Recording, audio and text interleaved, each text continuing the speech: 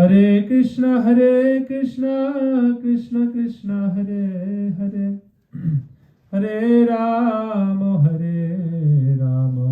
Rama Rama, Hare Hare. Bolo Shri Gurudev ki jai, Shri Prabhupada ki jai, Guru Parampara ki jai, Gaur Nityananda Prabhu ki jai, Shri Radha Manju ki jai, Sai Gaur Premanandi, Hari Bol. Dandavad, welcome. Thank you so much for coming and giving us darshan. Thakurji likes to see devotees always, more and more devotees, so thank you so much for coming, sharing some time this Sunday with us. It's very beautiful to have you here. So, I was meditating on this part of the Srimad Bhagavatam. Is very important. Certain parts of the Bhagavatam are very confusing and almost mysterious for the layman. Like, why did Krishna perform that pastime? I can understand this one, I can understand that one. Why did he do this pastime? It's very strange. Like Ras Leela pastimes, generally people think, oof, it's a little bit too, especially if you're not devotees of Krishna. Dancing with all these different gopis who are married to other people, it's very strange. This chapter 22 is when Krishna, it's called stealing the clothes of the gopis. So already it's, for people who aren't devotees of Krishna, people criticize, oh, why did he do this? What kind of Bhagavan is that? But that's why it's important to take shelter of the Sastras and Vaishnavas to try to understand like the internal reasons and the purport behind this.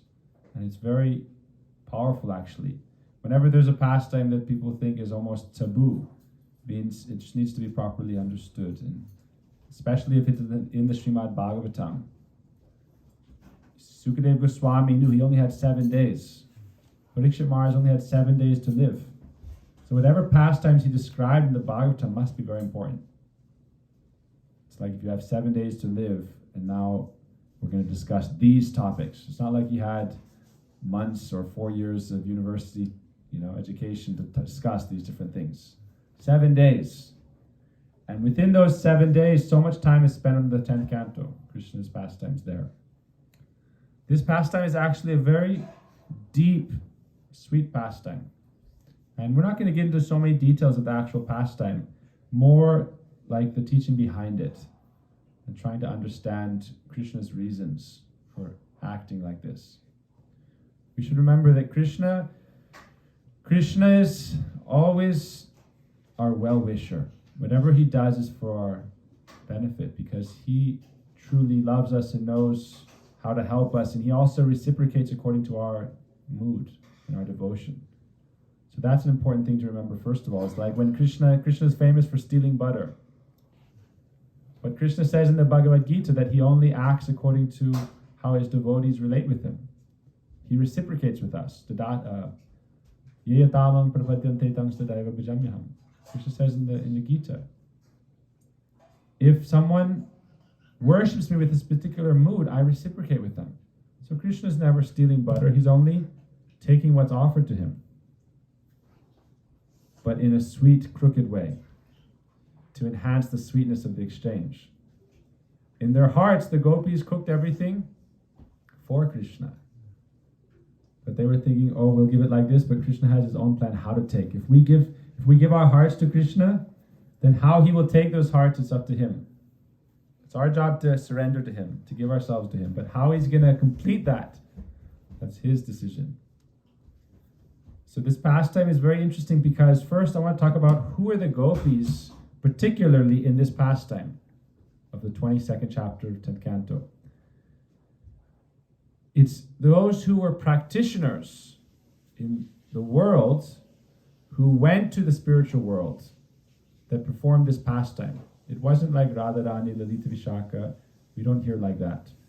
It was the sadhan siddhas, meaning perfected through practice, and they went to the spiritual world. And then Krishna took their clothes. But really it's described, we'll hear about it, but it's very interesting because we can think that there was so many lifetimes of preparation leading up to this moment. Spiritual life is a journey. We don't think of spiritual life as like a sprint that's done in like a few, 100-meter sprint. Spiritual life can lead over many lifetimes. That's spiritual life. Material life takes many lifetimes, so why shouldn't spiritual life? Material life takes countless lifetimes. As we wander in samsara, many different species of life. This is our philosophy, right? Reincarnation. Material life takes many lifetimes. So we don't know. Right now we are here. But how long have we been in the spiritual path of spiritual evolution? It's hard to say. Actually, as we understand, our spiritual life begins from human life. Generally, we can progress more in spiritual life, but any of our life in this world is leading us towards spiritual life, or life in Krishna's land. Spiritual life means in his realm. That's real life. Achieving the presence, to be in that world of Krishna, Vrindavan. That's completion of spiritual life. Even there, though, there's some further kind of studies. But that's the idea, that spiritual life, even in this pastime, these gopis, they had been practicing. There's different categories of gopis who entered Braj. We hear this in our sastras. When Sita Devi, when she was separated from Ram, I don't know if you've heard this, Ram, he made murtis of Sita. He made gold murtis. Every year he'd perform a special yajna. And he never married again. So the rule is your wife must be there. If a man is going to do a yajna, the wife must be there. So because he never remarried and because Sita was absent, he would make a murti of Sita. But how can a murti of Sita, we know murti is not lifeless. So all the murtis were praying for like relationship, but it was like a little bit distant. They wanted relationship. And so they, in their next life, Ram benedicted them that they would become gopis in Braj Leela. So those Sita murtis. It's very interesting. But the other one's very interesting. All the different scriptures. This is a very interesting point. Smriti, Shruti, Upanishad. They all became gopis. Upanishad Chari, Smriti Chari, Shruti Chari. It's in the Bhagavatam, in the commentary it's described. We can imagine the Vedas. The Vedas personified. They prayed, worshipped Krishna, and then became gopis in Braj. So how exalted is their position? Imagine like the Rig Veda, Samaveda, Yajurveda, Atharva Veda, all the different Upanishads, Kathopanishad, all the different Upanishads, Sveta Upanishad, all the Mundaka, all the Upanishads. They were praying and doing sadhana, practice, to get that position in Braj. Shruti, Smriti, Purana, Upanishad, all of them, they were praying and worshipping Krishna. Others, another category who became gopis. In Ram Leela again, when Ram was in the forest, he met with different sages in Dandakaranya, different sages.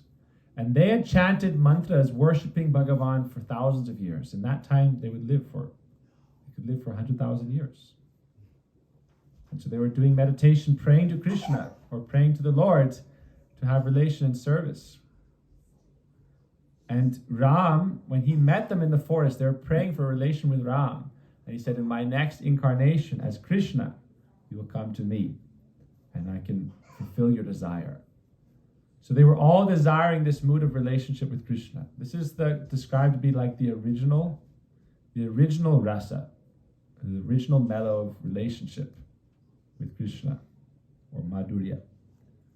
And so we can imagine all these different categories of personalities were aspiring to get entrance into Braj and service in Braj. So therefore it's fitting for us also that wherever we are, we're trying to make progress towards that goal of real, genuine spiritual life, or entering into Krishna's own realm and having our true spiritual identity there. That's why, I was thinking just now, the different sastras, they have their duties to perform also. Everyone has duties to perform, dharma. But we also have duty to ourselves and to God. Like in life, we work so hard to maintain our families, to serve society, to, what do we say in something I didn't really realize so much in India, living there 15 years, but in the West, everyone works. And who do we work for? We work for the government. The lion's share goes to them of our efforts. Tax. So this is we're paying our dues to society. Okay? Right? We're all paying our dues to some degree. But we also have a duty to ourselves. Our whole life isn't just meant, it's a life of service, no problem, working. And maintaining ourselves and working is good. But we should also work on ourselves. And that's spiritual life. And what is that work in ourselves? It's developing our relationship to God, Krishna. So that's why we're making some time, spending some time. I like to say kirtan is spending time with the divine. Spending time with Krishna, chanting his names are non-different from Krishna. So when we chant his names, we're relating with Krishna and making our relationship with Krishna. And so therefore, even the sastras personified are aspiring for this position of having a relationship with Krishna in a sweet, intimate relationship, completely like family. And so therefore, it's also part of our life.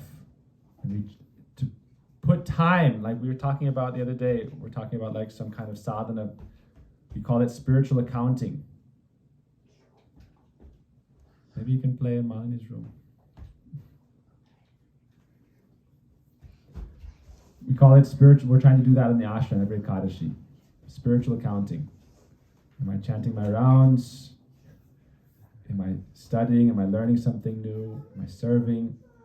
How am I, our Gurudev would say you should be like an accountant for your spiritual life. We spend so much effort on our life that we have to, it's natural. How much percentage of our energy and time do we spend on our work and on other obligations, which we need to do? But also some percentage of our life should be spent working for ourselves, meaning working for our relationship with Krishna and our own spiritual progress. Even the sastras do that. They do practice sadhana, chanting and praying and meditating and chanting mantras to take birth in Braj. So that's kind of our meditation here in this ashram, is that even though we're a little distant from Vrindavan, we can try to serve in the mood of coming closer to Vrindavan and making something that gives us reminder of Vrindavan here. And so we can serve in separation.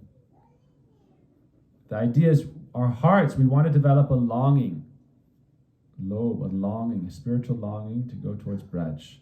And because that is what can give us true spiritual fulfillment. We hear that the living entity is wandering in material existence, looking for meaning. But where is that real meaning? Where can it be found? When we go to our true home. Srila Prabhupada, back home, back to Godhead. We need to be in our real place that we're really meant to be. A vastu, in Jivadharma is described, an entity or a substance cannot be completely happy unless it's in its rightful situation, its dharma. And our rightful situation is said, Golokita Sthiti, is in the spiritual world. That's where we're meant to be. So how can we go to that realm? That's our reason for sadhana, for japa. And that's why the scriptures themselves show us this, by doing sadhana. All the scriptures have personified forms, and they pray and they chant and they meditate and they try to go to that realm. And then when they go to that realm, they take the form of the gopis. So there's two categories of gopis. There's the Nitya Siddhas. It's good. It's sometimes when we're doing an exam, there should be some distractions so that you actually have to stay extra concentrated. Just in case. Just focus. The Nitya Siddhas, like Lalita, Vishaka, Radharani, her associates, they're eternally there. But then there's what's called sadhana siddhas. By their practice in this world, they become qualified and enter that world. So that's the gopis that Krishna stole their clothes. And so why do that? it's described here in this chapter that, first of all, he knows that for so many lifetimes they've been praying for a relationship with him. So it's kind of like when he does it, they're like, what are you doing?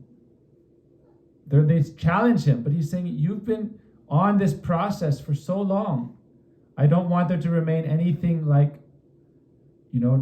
no break, no separation. Meaning, if you're offering yourself to me, offer yourself fully. It's the idea of like going naked before God. No attachments. We're not trying to hide anything. If we're offering ourselves, it's completely Sharanagati. So the gopis, this is Krishna, completely accepting us. And it's the conclusion of a vrat. So I'll read the first verse of this chapter. Shri Sukha Uvacha Hemante Pratame Mashi Nanda Braja Kumarikaha Charu Havishyam Bhunjana Katyayani Archana Vratam. So the first verse of this chapter says, during the first month of the winter season, so this is considered the first month of the winter season, the young unmarried girls of Gokul observed the vow of Katyayani Brat Archan. For the entire month, they ate only unspiced khichdi and observed this specific archan. So that's what we're doing in the mornings also. Srila Prabhupada writes in his purports that we see some Vaishnavas performing this vrat. Why are we doing this vrat? It's not any kind of puja of any other goddess. Krishna says in verse 25 of this chapter, he says, really you're doing mud archanam, my archan, and I understand this. In Braj, everything can be, sometimes it's like indirect. When the gopis were doing this puja, every morning they would do this puja. They would go to the Jamuna in many groups of gopis, and they would sit down and they would do a specific procedure of archan. It means offering different items, saying different mantras with a different prayer. And so every day we also are doing this from like after Mangalarti for about an hour or so, and then we have japa in class. And all our different acharyas write commentaries on this chapter, very long and very, very particular about how to do the whole procedures. Ananda Vrindavan Champuk by Kavi Karnapur, he writes a whole chapter all of just how to do every particular part of the puja. But Krishna says that Sankalpo is a text 25. Sankalpo vidita sadvo bhavatinam mad archanam. That you're doing mud archan. So sometimes with this vrat, it's one of those things that people can become confused about. Well, what are they worshipping, this Katyayani vrat? What is that? But Krishna himself says that you're doing mud archanam. You're worshipping me. And so our Guru Varga says, it's like some people do a Kadashi. And their intention is they're doing it for a material reason, or they're worshipping this or that. They're not really doing it just to please Krishna. And so when we're doing any vrat, the object of worship of the vrat is just Krishna. So that's one point interesting about Katyayani vrat. People say, what is this vrat? It's very strange. But Krishna himself says it's worship of me because its object is me. I am the object of this worship. And at the end of the month of this vrat, who appeared? Krishna appeared. So generally when you're worshipping anyone, doing a specific vrat for them, the object of the worship will appear and give the benediction. So Krishna at the end of the month, so for a whole month, so generally we hear about Krishna, he stole the clothes of the gopis. We hear about that pastime. But we don't hear so much that for one whole month they were doing a vrat to please Krishna. And during that whole month, they're praying for a relationship with Krishna, that Krishna will be like my beloved. And they've been praying for many lifetimes and thousands of years before that in other incarnations that Krishna will be my beloved.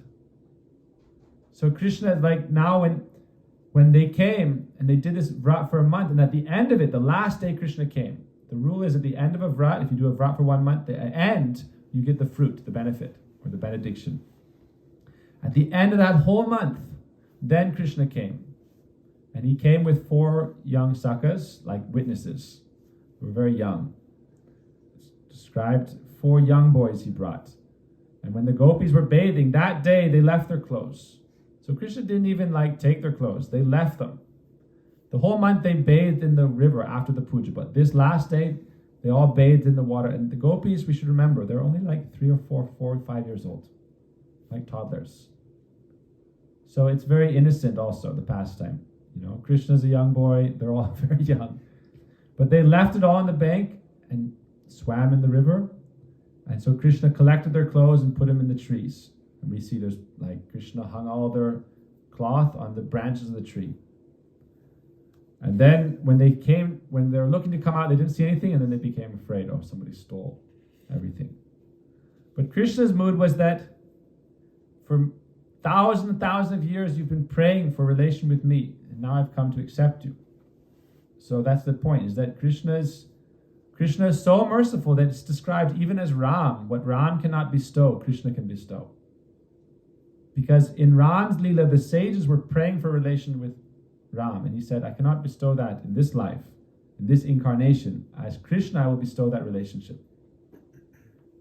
So we say Ram and Krishna are not separate. Nrsimha and Krishna are not separate. All the avatars, Vaman, Kurma, Parashura, they're all expansions of Krishna. But Krishna is the complete and original. Anadi Adi Govinda Sarva Karana Karanam.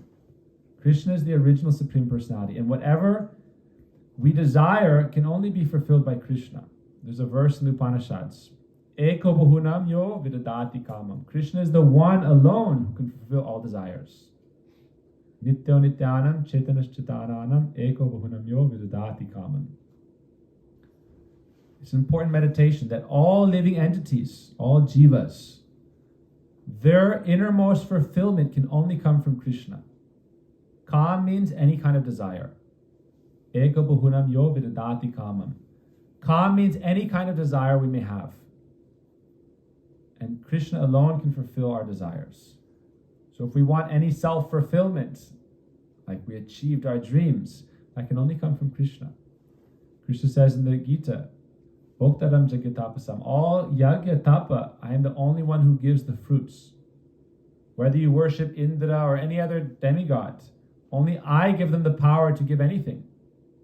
Ganesh, like people think, I'll worship Krishna, but I also need Ganesh. Otherwise, who's going to give me auspiciousness? I also need Lakshmi. I also need Durga. I also need Hanuman. If you worship Krishna, you don't need anyone, because our Sastra describes no other demigod or anyone can give you anything without Krishna. It's like they're deputized, but it's like they're a deputy of a government. But the resources have to come from the government, not from the person. Think of the demigods as like the deputies of Sri Krishna, overseeing administration. But any puja, any worship, even to any demigod, like Ganesh, the results can only come from Krishna. It's like they want to give you, like if you're doing a SNAP program, right? You're getting stabs, or you're getting this welfare, that, or electric, or whatever. Whatever you're getting, where's it coming from? The government. So that is Krishna, or Radharani. You could debate which side of the treasury is it coming from. You would say Radharani is the treasurer. She's the administrator. Krishna has to ask her, can I give? And then she'll say, yes, okay, you can give. But the point is that when they're doing this puja, then Krishna comes and he accepts their worship. And he says that when they do this worship, they chant a mantra. It's a very nice mantra. It's in the Bhagavatam also. So people ask sometimes, why are we doing this brat? And we say our Guru Varga, the Prabhupada mentions it, Param Gurudev would mention it, all our Goswamis mention it. And in the Bhagavatam, Mahaprabhu gives an important verse, Chaitanya Mahaprabhu. He says one very important verse that it's actually quoted by Vishwanath Chakravarti Thakur, who gives the verse, but he says this is the philosophy of Mahaprabhu. The philosophy of Mahaprabhu is given in essence in one verse. Aradhyo Bhagavan Brajesa Tanesta Dhama Brindavana. First line. Aradhyo Bhagavan, the original worshipful Lord, Aradhyo Bhagavan is Krishna Brajendra Nandan, Krishna in Braj. His Dham is Vrindavan. His highest abode is Vrindavan, considered like his own manifestation. Next line. Ramya Kachid Upasana Brajavadu Vagenya Kalpita. The best form of worship of Krishna is performed by Brajavadu, the young cowherd maidens of Braj. Brajavadu Vagenya Kalpita. Srimad Bhagavatam Pramanam Amalam. The Srimad Bhagavatam is the evidence of this, and it's the best evidence. Prema Pumartha Mahan, the highest goal of life is prem, love, Krishna. Shri Chaitanya Matamada, this is the philosophy of Chaitanya Mahaprabhu. So if we think the essence of Mahaprabhu's teachings, worship Krishna in Braj Krishna, that's why he sent the Goswamis to Vrindavan. Rupa, Sanatan, Jiva, Gopal Bhatta, all the Goswamis, Raghunath Bhatta Goswami, Raghunath Das Goswami, they went to Vrindavan because Mahaprabhu said, go establish Vrindavan's importance. Establish the pastime places of Radha Krishna in Vrindavan. So this was Mahaprabhu's mood. Establish Vrindavan. And who's worshipped in Vrindavan? The Braja Gopis is the highest. Braja Vaduvagenya Kalpita. Srimad Bhagavatam is evidence of this. So when people ask, why do we do this?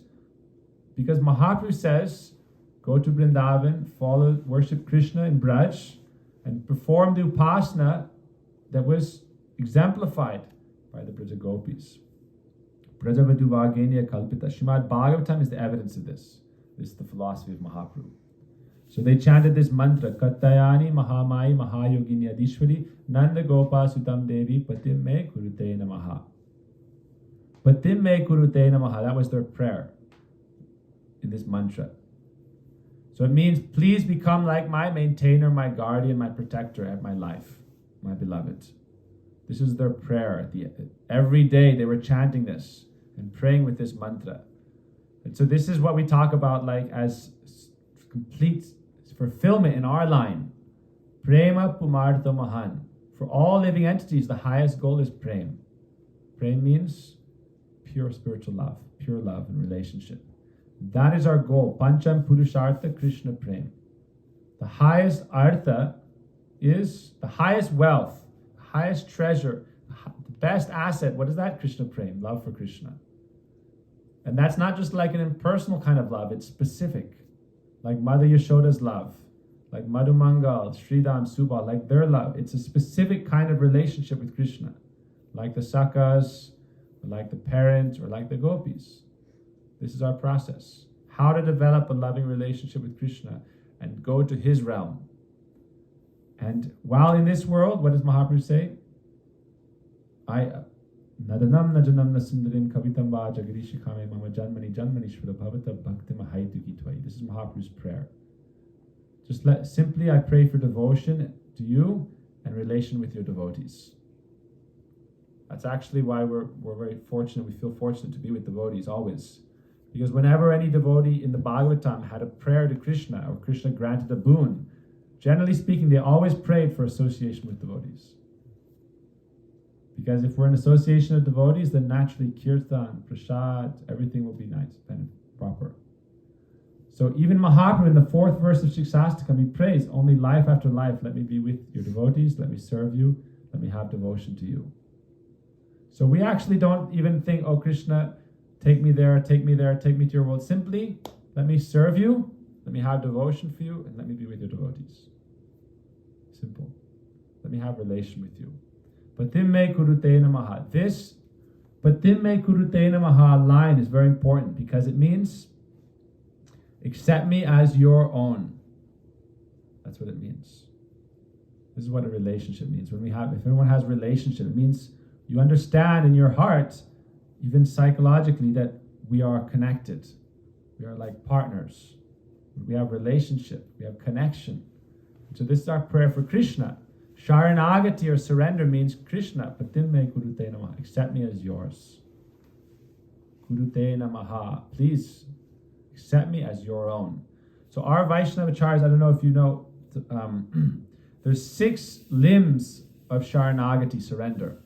And Sharanagati is described to be the doorway to bhakti. So surrender is described to be the doorway into bhakti. And of those 6 stages of surrender, the most important is Gopitve Varanam Tata. This is what our acharyas describe. Developing the mood of Krishna, you are my maintainer, my protector, my life, my source of all relationship and fulfillment. And so this Gopitve Varanam Tata in Sharanagati, this is the mood Patimme Kurute Namaha that the gopis were praying. Please, from some point of view, you can think of it like, like a husband. The gopis were praying like that. Because generally, in Vedic times, like the idea is someone who's maintaining, protecting, who's giving. What is the highest form of maintenance? That you feel like you belong and you have someone who supports you and who understands your heart and who nourishes you. So this is our desire for Krishna. Our Bhakti Siddhanta Saraswati Thakur said, Krishna is the one and only husband, he said, of all living entities. Meaning the only, and he said that the pati means, in this term, maintainer and protector. Because without, it's actually illusion to think that I am maintaining myself. We are endeavoring, we are working, but everything comes from God, from Krishna. The air we breathe, water we drink, the food we eat. We didn't create it. We didn't create the oceans. We didn't create the rivers. We didn't create the food, the seeds. Krishna says, Aham bija pradapita in the Bhagavad Gita. I am the seed-giving father. Everything comes from me. Aham evasamivagre nanyat yat sadasatparam. In the Bhagavatam he says, I am the source of all existence. Therefore, you should, whatever you take, offer to me first, and then I will purify it, and I will bless it. That's why we offer our food, because it comes from Krishna. And so we shouldn't simply just take it for our own enjoyment.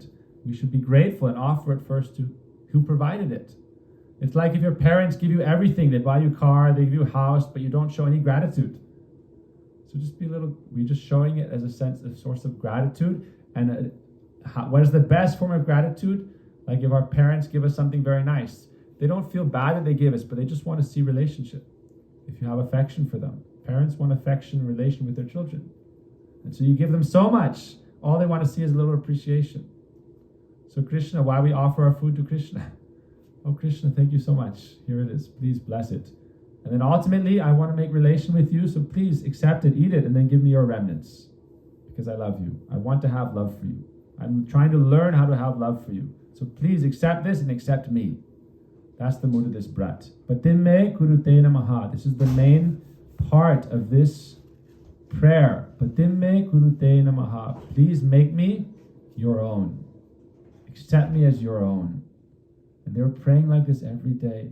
Not just every day, they've been praying like this for lifetimes. Please, Krishna. Who is Krishna? Any source of happiness we're looking for in the world, the real happiness can only come from Krishna. That's our sastra. Eko bahunam yovidadati kamam. Any desire that is fulfilled is only fulfilled by Krishna. The problem is that in worldly life, we don't like to go directly to Krishna. We like to go through his subsidiaries. This person is making me happy. This is making me happy. This object is making me happy. But the actual happiness, that magical substance, can only come from Krishna. Krishna is full beauty, full auspiciousness, full wealth, full strength, full bliss. Ananda, Anandamayo Bhyasa, Vedanta, 12th aphorism. Krishna is Anandamayo. He is full of bliss and he is the abode of bliss. Any happiness we can seek for in this world only comes from Krishna. So why go through the middleman? Let's go directly to Krishna. That's our philosophy. Cutting out the middleman. That's why sometimes in spiritual life, demigods and other personalities can start to become upset.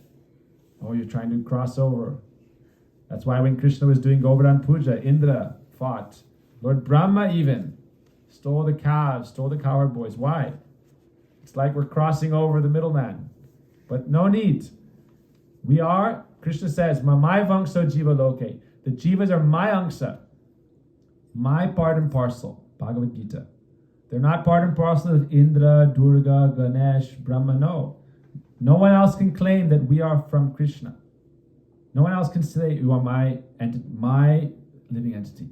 You come from me. So this is actually just an illusion, the idea that we are not Krishnas. This is Maya. And how do we get free of Maya? Surrender to Krishna. And then it's like waking up and realizing that you're actually awake. Why? We're already Krishna's property. What do we have to give surrender to Krishna? Srila Prabhupada, someone said, Prabhupada, I'm struggling, renouncing this, renouncing that. Prabhupada said, you have nothing to renounce. Who are you? Nothing is yours. Everything is Krishna's. What are you renouncing? Just use everything for Krishna. It's called Yukta Vairagya. Dovetailing. Use everything for Krishna. It's already his.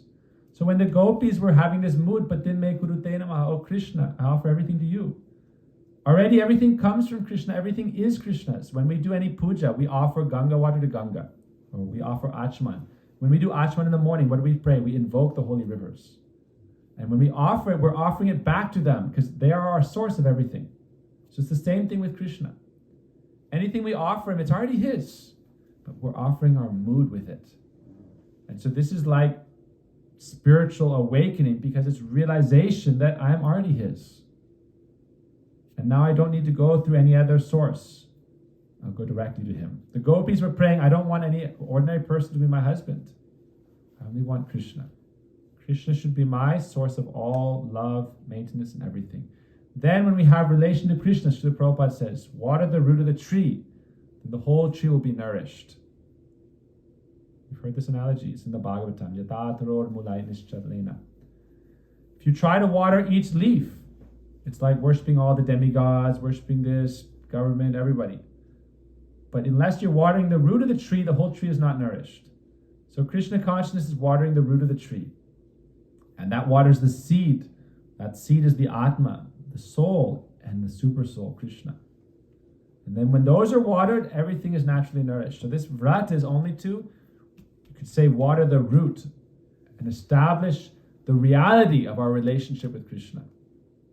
It's not like a figment of our imagination. We think this Vrata is to establish the reality of our relationship with Krishna. Whatever is destined to be, it's waiting. Whatever that destiny is there, we have faith in Krishna. Whatever you want to give, whatever position we are meant to have with you, that come. But we are bound to have that in the seed of our Atma, our soul.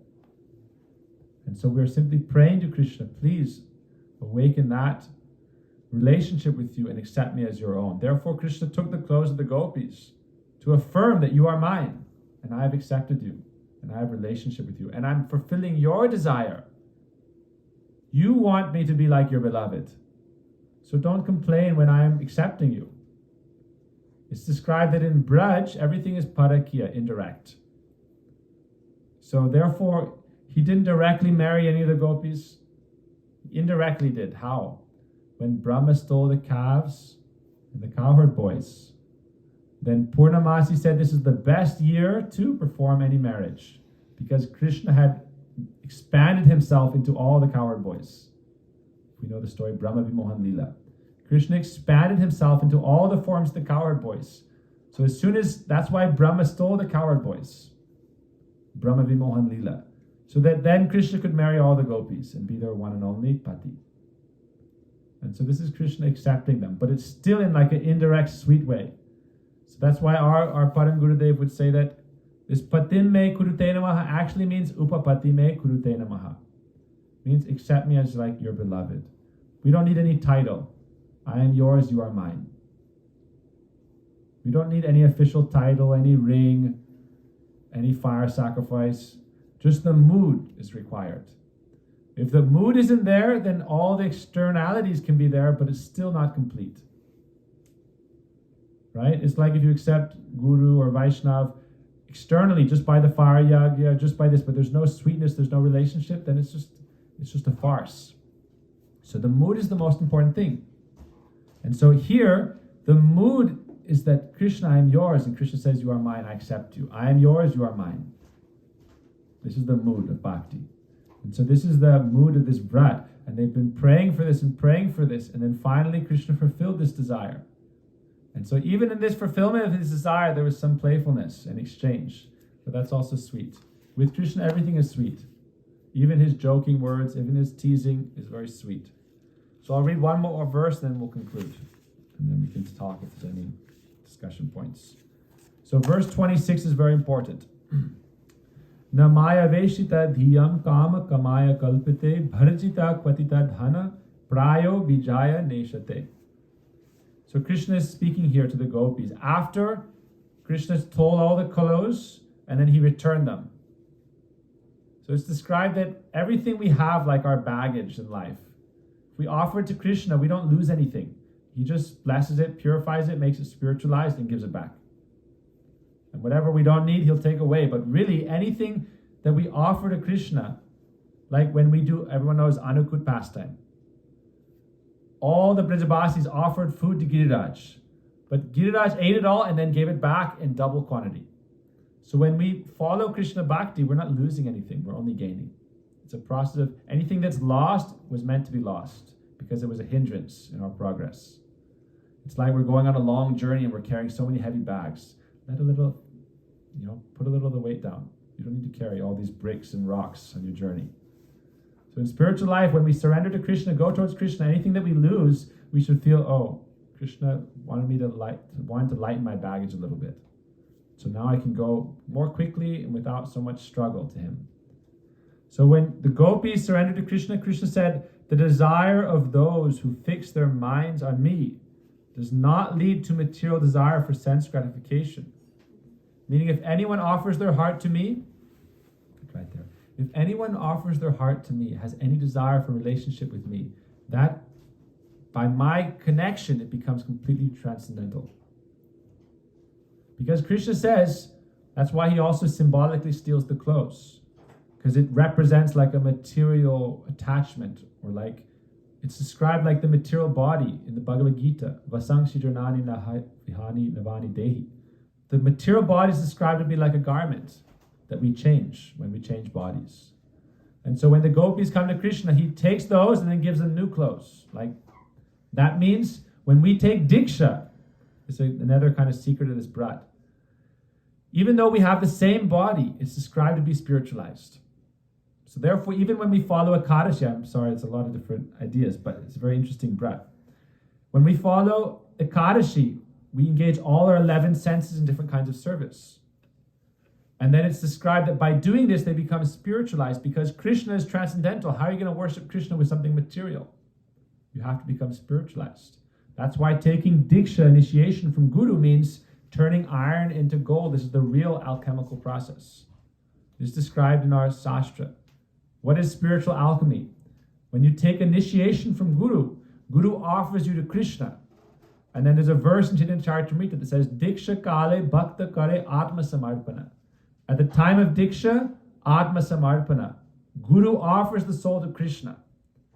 And then what does Krishna do? Krishna accepts and says, Se deha kare tar chid ananda moy. At that time, Krishna makes your body transcendental. Chid ananda. Full of transcendental bliss. Like his own form. So that you can worship him. Because na deva deva marchet. Without being divine, you cannot serve that which is divine. You have to have some divine quality in you. So therefore, our spiritual process, that's why in Ekadashi, one of the ways to form Ekadashi is to offer pranam to devotees and touch their bodies even. That Britya Gatra Sparsha Anga Sangamam. Ambarish Maharaj performed Ekadashi. With his hands, he would offer pranam to devotees because they're spiritual. Why? Because they've offered themselves to Krishna. And so when Krishna took their clothes, it's symbolically representing, even though the body is like the same. They didn't change bodies, but because Krishna accepted it, became Mahaprasad.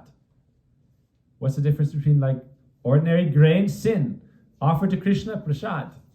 So those bodies became Krishna's prasad. And when we serve Krishna, worship Krishna, chant Krishna's names, we become Krishna prasad.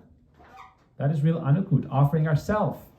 So this Vrata is the gopis offering themselves to Krishna, Krishna accepting the gopis, and then saying, I will fulfill all your desires. And so he did like that. So this is our performance of Katyayani Brat. We shouldn't think like people think, oh, Krishna stole the clothes of the gopis. He did that after a whole month of their worship to him, praying for that. And after millions of years of austerity, praying for that relationship with Krishna, finally that moment came that Krishna completely accepted them. And so this is something only to be celebrated. And so Krishna is always sweet. We shouldn't put any blame on Krishna. Anything Krishna does is very sweet. He has a reason behind it, even if we don't understand. Gradually, by prayer, by relationship, by taking shelter of Sadhu Guru Vaishnav, by hearing Harikatha, we can understand Krishna's reasons. Krishna has we say, man proposes, God disposes. Because sometimes what man proposes, God knows isn't the right, perfect thing. So he disposes what's proper. So Krishna always does what's best for us. And we should have faith in relation, faith in him, and then everything will come out ultimately well in the end. So, Hare Krishna. Vancha kalpatarubhasya kripasinabhyo chapitanam pavanebhyo vaishnavebhyo namo namaha. Any questions? Anything to discuss? We'll do some more kirtan, have arti, and take prasad. So, thank you all for coming again. This is our first full year outside of India. Prem and I came last year. We're 16 years in India, in ashram there. I first went when I was 9, and then every year I went to India, Vrindavan, and then when I was 18, I lived there for the last 16 years. And then our teacher sent us back to start an ashram. So that's our story. Haribo. Nandavas. So we'll do a little bit more kirtan while waiting, and then we'll have prasad. Haribo. Offerings ready? Jagadish Prabhu?